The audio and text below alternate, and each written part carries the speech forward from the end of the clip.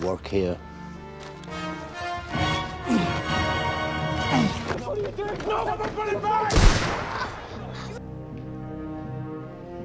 This man stole a loaf of bread and ended up spending almost 20 years behind bars. What he did after finally being released is truly remarkable. In France, 1815, a police officer named Javert oversees a chain gang of prisoners as they struggle to haul a massive ship with thick ropes. Once the job is done, Javert orders one of the convicts, Jean Valjean, to retrieve a fallen flag. To everyone's astonishment, Jean effortlessly lifts the heavy flag and hurls it right to Javert's feet, showcasing incredible strength. We soon learn that Jean has just been granted conditional release. His original sentence was 5 years for stealing a loaf of bread to feed his sister's starving child, but multiple escape attempts stretched that to a total of 19 years. Javert hands Jean a special parole document that he must carry at all times. Without it, he risks immediate rearrest. Jean wanders the countryside seeking work and shelter, but his criminal record makes people treat him as dangerous. No one will hire him, and he's even refused a place to sleep in a stable. Exhausted and hopeless, he ends up at a church, where a kind bishop notices his plight, invites him to dinner, and offers him a bed for the night. Grateful for the warmth and food, Jean accepts, but later that night, he steals the bishop's silverware and flees. The next morning, he's caught and brought back. Shockingly, the bishop tells the authorities that the silver was a gift and even adds 2 silver candlesticks, urging Jean to use this chance to turn his life around.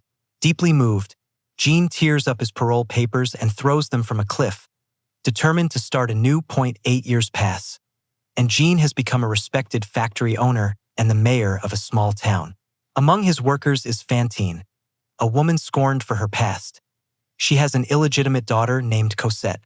The townsfolk gossip cruelly, accusing her of immoral behavior, though she insists the man she loved abandoned her. When the workshop supervisor flirts with her and she refuses him, he fires her out of spite. Desperate, she tries to approach Jean for help, but the police suddenly arrive, led by Javert, now the town's chief inspector. He doesn't recognize Jean immediately, though there's something familiar about his face. Soon after, a worker is trapped beneath a heavy cart. Jean lifts it with astonishing strength, saving the man's life. This feat reignites Javert's suspicion that the mayor might actually be the escaped prisoner he has been hunting for the last 8 years, though he still lacks proof. That night, Fantine searches desperately for ways to earn money for her sick daughter. She sells a locket with her daughter's picture, then her hair and even some teeth, but it's still not enough. With no other choice, she turns to sex work. Life on the streets quickly takes a toll on her health. One night, a violent client attacks her, and she defends herself. The man calls the police, and Javert arrives to arrest her. But Jean Valjean steps in. Recognizing her, Fantine accuses him of allowing the foreman to fire her and explains her daughter's condition. Racked with guilt, Jean promises to get her to a hospital and rescue her child. Soon after, Javert receives word from Paris that the man he's been hunting has been arrested. He apologizes to Jean for his suspicions, but Jean forgives him. Still, the thought of an innocent man in his place weighs heavily on Jean. That evening, he reveals his identity in court, giving his prisoner number as proof, but no one believes him. He urges them to confirm with Javert before being thrown out. Jean then visits Fantine at the hospital, where she's hallucinating about her daughter. He promises to care for the girl and give her a good life. Fantine dies peacefully just as Javert arrives to arrest Jean. Jean fights back but is overpowered and escapes by diving into the river. Meanwhile, young Cosette lives in an inn run by the Thénardiers. She's not actually sick. The couple has been exploiting her, forcing her to work as a servant while lying to Fantine for more money. They are cruel to her but spoil their own daughter, and they even steal from guests, sometimes cooking questionable food like street cats. That night, Jean arrives at the inn and tells Cosette her mother has died, urging her to come with him. The Thénardiers refuse, pretending they love her and demanding compensation for her medical care.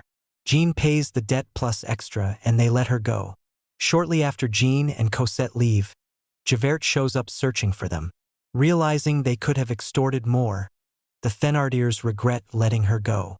At the city gates, police demand papers, forcing Jean and Cosette to flee. With Javert in pursuit, Jean climbs a high wall with Cosette, hiding until Javert leaves. They then find refuge in a church, where the man Jean once rescued offers sanctuary. 9 years later, Paris is in turmoil. Poverty is rising, and unrest grows against the monarchy. A group of young revolutionaries, the Friends of the ABC, prepare for an uprising. Among them is Marius, a young man estranged from his wealthy family, living humbly, and best friends with Eponine, the Thénardier's daughter, though she secretly loves him.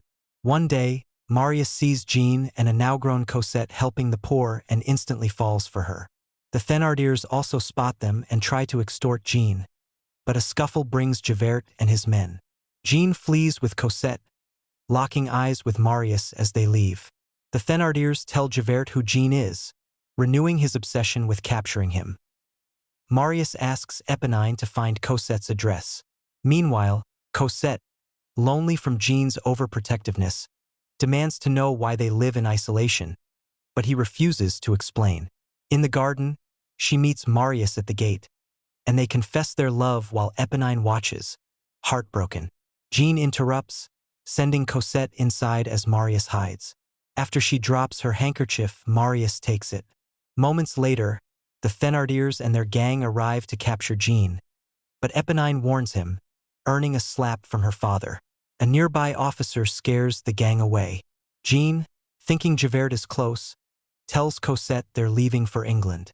She leaves a note for Marius explaining, but Eponine hides it out of jealousy, telling him only that Cosette is gone. Torn between searching for her and joining the revolution, Marius chooses the fight. Eponine disguises herself as a boy to join as well. The next day, the revolution begins, with the rebels leading crowds through the streets. Javert infiltrates the group as a spy. The soldiers attack, and the rebels build barricades. Javert offers false intelligence, but the boy Gavroche exposes him, and the rebels capture him. That night, the soldiers attack again. Marius is nearly killed, but Eponine takes the bullet for him, giving him Cosette's letter before dying. Marius writes back, sending Gavroche to deliver it. Jean receives it instead and, moved by Marius's words, decides to protect him. Jean joins the barricade in disguise. After proving himself by saving the rebels from a sniper, he's allowed to execute Javert. Instead, he frees him, asking for nothing in return, and fires a shot in the air to make it look real. By morning, supplies are low, and only the rebels remain. Gavroche is killed retrieving ammunition. The final battle ends with the rebels slaughtered. Jean rescues a wounded Marius, carrying him through the sewers. They're stopped by Thénardier, who tries to rob them, but Jean forces him to reveal the way out, only to find Javert waiting. Jean begs for an hour to take Marius to a hospital. Conflicted, Javert lets him go, then, torn between duty and conscience, takes his own life in the river. Marius wakes in his grandfather's home, unaware Jean saved him. When Cosette visits, Jean decides to leave for their safety, blessing their marriage and revealing his past to Marius.